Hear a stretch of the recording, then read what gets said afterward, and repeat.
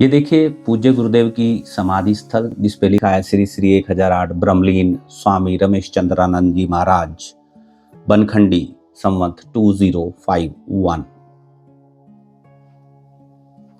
पूज्य गुरुदेव का जन्म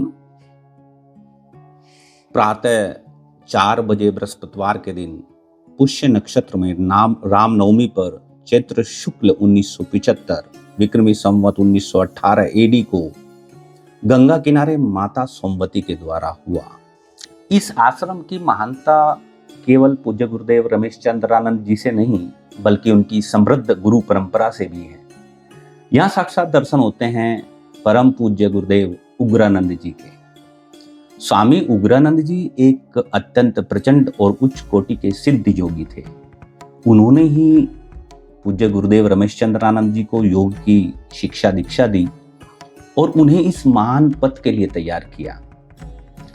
कहते हैं कि पूज्य गुरुदेव उग्रानंद जी ने अपनी शक्ति का एक बड़ा हिस्सा शक्तिपात के माध्यम से महाराज जी में समाहित कर दिया था।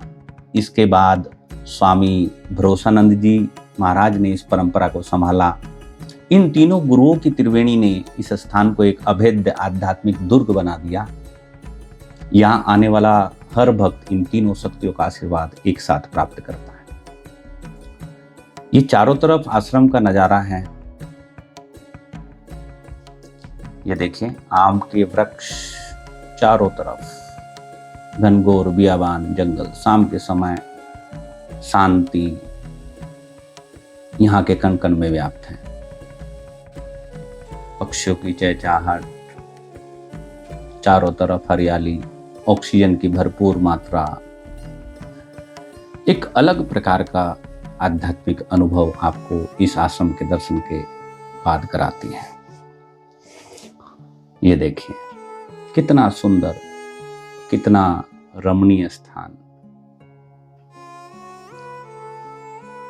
ये देखिए यहाँ पे एक ये कुटिया जो आप सामने देख रहे हैं पूज्य गुरुदेव भरोसानंद जी की है।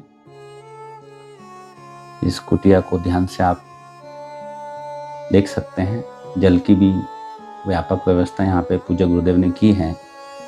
वर्तमान समय में यहाँ पे महेश योगी नाम के संत निवास करते हैं जो इस पवित्र आश्रम की देखभाल करते हैं। अगर मैं पूज्य गुरुदेव के आहार की चर्चा करूं तो आज का आधुनिक विज्ञान भी नतमस्तक हो जाएगा। महाराज जी केवल मूंग की दाल और रोटी ग्रहण करते थे और दिन में केवल एक बार भोजन करते थे। जो भी भिक्षा में भोजन आता था उसी को मिट्टी के पात्र में वो ले लेते थे। बाकी बचा संपूर्ण प्रसाद वो आए हुए भक्तों में वितरित कर देते थे। वहां से कोई भी भूखा नहीं जाता था। जितने भी व्यक्ति उस समय वहां इकट्ठा होते थे वे बिना भोजन किए गुरुदेव कभी उसे वहां से जाने नहीं देते थे।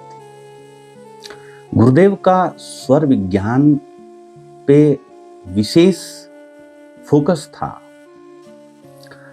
चूंकि वे हठ योगी थे, उन्हें सूर्य स्वर और चंद्र स्वर के बारे में उन्होंने अपनी योगमय अमृतवाणी में विख्यात पूरा व्याख्यान उन्होंने स्वर ज्ञान के ऊपर दिया हुआ है। पूज्य गुरुदेव जब भोजन करते थे तो उस समय वे अपने सूर्य स्वर को चलाते थे। बाकी समय में वे अपने चंद्र स्वर को चलाकर अपनी ध्यान साधना करते थे। क्योंकि चंद्र स्वर आप जैसा कि आप जानते हैं कि चंद्र स्वर ठंडक प्रदान करता है, आध्यात्मिक दृष्टिकोण से ऊर्जा प्रदान करता है। जितने भी संत जन हैं वे अपने जो योगी हैं वे अपने चंद्र स्वर को, अपने शरीर को, अपने विचारों की उष्णता को शांत करने के लिए चलाते हैं।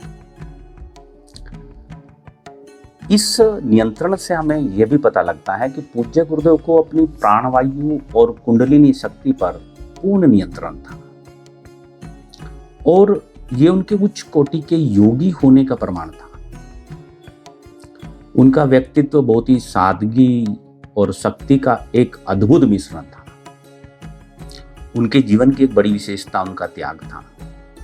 कल्पना कीजिए एक महान योगी जो चाहते तो स्वर्ण के सिंहासन पर बैठ सकते थे, लेकिन उन्होंने मात्र 2 मीटर का एक खुरदुरा सादा श्वेत वस्त्र धारण करना ही उचित समझा। गुरुदेव का अनुशासन उनके भक्तों के लिए भी प्रेरणादायी था।